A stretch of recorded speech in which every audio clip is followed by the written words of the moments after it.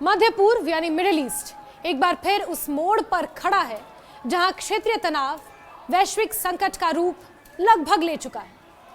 America और Israel द्वारा Tehran के शासन के खिलाफ शुरू किए गए सैन्य हमलों के बाद हालात तेजी से बदल रहे हैं। जैसे जैसे ये संघर्ष आगे बढ़ रहा है, दुनिया भर के रणनीतिक विश्लेषक इस सवाल का जवाब तलाशने में लगे हैं कि ये टकराव आखिर किस दिशा में जाएगा और इसका असर वैश्विक राजनीति पर कितना गहरा होगा।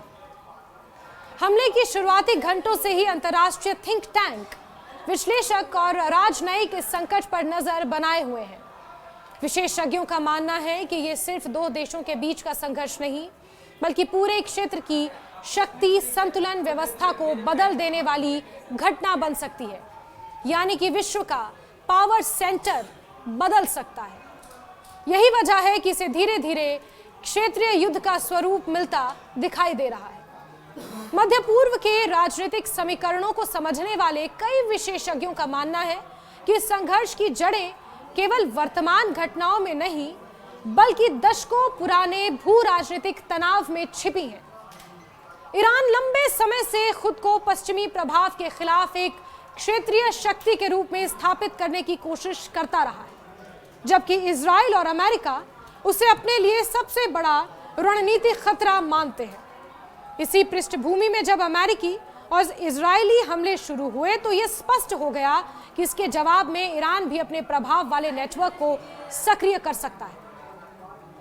मिडिल ईस्ट में ईरान का प्रभाव केवल उसकी सीमाओं तक सीमित नहीं है। लेबनान, सीरिया, इराक, यमन जैसे देशों में उसके समर्थक संगठन और राजनीतिक नेटवर्क मौजूद हैं। इन नेटवर्कों ने पिछले 2 दशकों में इतनी मजबूती हासिल कर ली है कि उन्हें अब लगभग संस्थागत ढांचे का रूप मिल चुका है। यही कारण है कि विशेषज्ञ मानते हैं कि अगर ईरान के शीर्ष नेतृत्व को भी भारी नुकसान पहुंचता है, तब भी उसके क्षेत्रीय प्रभाव में तुरंत गिरावट नहीं आएगी। कुछ विश्लेषकों का यह भी मानना है कि अमेरिका और इजराइल द्वारा चलाए जा रहे सैन्य अभियानों का उद्देश्य केवल ईरान की सैन्य क्षमता को कमजोर करना नहीं है, बल्कि उसके नेतृत्व ढांचे को भी निशाना बनाना है। इसी रणनीति को रेजीम डीकैपिटेशन यानी शासन के शीर्ष नेतृत्व को खत्म कर सत्ता संरचना को अस्थिर करना कहा जाता है। इतिहास में कई बार ऐसी रणनीति अपनाई गई है, लेकिन ये हमेशा सफल नहीं होती। ईरान के संदर्भ में भी ये रणनीति और जटिल हो जाती है। फिलहाल तो सफल नहीं हुई, क्योंकि अयतुल्लाह अली खामनाई के दूसरे बेटे मुस्तफा खामनाई को सुप्रीम लीडर ऑलरेडी घोषित किया जा चुका है। कारण है कि देश की सत्ता संरचना केवल एक व्यक्ति या एक संस्था पर निर्भर नहीं है। यहाँ धार्मिक नेतृत्व, सैन्य ढांचा, सुरक्षा संस्थान एक दूसरे से गहराई से जुड़े होते हैं। विशेष रूप से रेवोल्यूशनरी गार्ड, जिन्हें आमतौर पर पासदारान कहा जाता है, देश की राजनीतिक और आर्थिक व्यवस्था में बेहद शक्तिशाली भूमिका निभाते हैं। पासदारान केवल एक सैन्य संगठन नहीं, बल्कि एक विशाल आर्थिक नेटवर्क भी है। निर्माण, ऊर्जा, परिवहन और कई अन्य क्षेत्रों में उनका व्यापक प्रभाव है। इसलिए अगर सत्ता में किसी प्रकार का परिवर्तन होता है, तो ये नेटवर्क आसानी से खत्म नहीं होगा। यही कारण है कि कई विशेषज्ञ मानते हैं कि बाहरी सैन्य दबाव से ईरान के शासन को पूरी तरह गिराना बेहद कठिन है। एक और महत्वपूर्ण पहलू ईरान के भीतर सामाजिक और राजनीतिक असंतोष का है। पिछले कुछ वर्षों में देश में कई बार बड़े पैमाने पर विरोध प्रदर्शन हुए हैं। इन प्रदर्शनों में हजारों युवा सड़कों पर उतरे और सरकार के खिलाफ आवाज उठाई। कुछ मौतें भी हुई, लेकिन इन आंदोलनों को सुरक्षा बलों ने कठोर कार्रवाई के जरिए दबा दिया। इससे यह स्पष्ट होता है कि शासन व्यवस्था सार्वजनिक विरोध को नियंत्रित करने में सक्षम है, भले ही इसके लिए कठोर कदम उठाने पड़े। इस संघर्ष का एक महत्वपूर्ण पहलू यह भी है कि इसे केवल सैन्य दृष्टिकोण से नहीं देखा जा सकता। इसके पीछे व्यापक भू राजनीतिक और आर्थिक समीकरण भी काम कर रहे हैं। विशेषज्ञों के अनुसार हाल ही के वर्षों में वैश्विक व्यवस्था तेजी से बदल रही है। पहले रूस यूक्रेन युद्ध और फिर गाजा संकट के बाद अंतर्राष्ट्रीय राजनीति में शक्ति संतुलन का नया दौर शुरू हो गया है। इस नए दौर में अमेरिका और उसके सहयोगी देश पहले की तुलना में अधिक आक्रामक रणनीति अपनाते दिखाई दे रहे हैं। उनका मानना है कि अगर क्षेत्रीय शक्तियों को रोकने के लिए समय पर कदम नहीं उठाए गए तो भविष्य में बड़े संकट पैदा हो सकते हैं। इसी सोच के तहत कई रणनीतिक अभियानों की योजना बनाई गई है, जिनका उद्देश्य क्षेत्रीय शक्ति संतुलन को अपने पक्ष में बनाए रखना है। हालांकि इस रणनीति के आलोचक भी कम नहीं है। कई विशेषज्ञों का कहना है कि सैन्य कार्रवाई से स्थिति और जटिल हो सकती है। अगर संघर्ष लंबा खिंचता है तो इसका असर वैश्विक अर्थव्यवस्था पर भी पड़ सकता है, जो पड़ रहा है। तेल की कीमतें लगातार बढ़ती जा रही हैं। ऊर्जा बाजार पर इसका सीधा प्रभाव देखने को मिल सकता है, क्योंकि मध्य पूर्व दुनिया के सबसे बड़े तेल और गैस भंडारों में से एक है। गल्फ क्षेत्र में मौजूद अमेरिकी सैन्य अड्डों की भूमिका भी इस संकट में बेहद महत्वपूर्ण हो जाती है। अमेरिका के पास दुनिया भर में सैकड़ों सैन्य अड्डे हैं, इनमें से कई मध्य पूर्व में स्थित हैं। इन अड्डों के जरिए अमेरिका किसी भी संकट की स्थिति में तेजी से सैन्य कार्रवाई कर सकता है। यही कारण है कि ईरान अक्सर इन अड्डों को संभावित लक्ष्य के रूप में देखता है।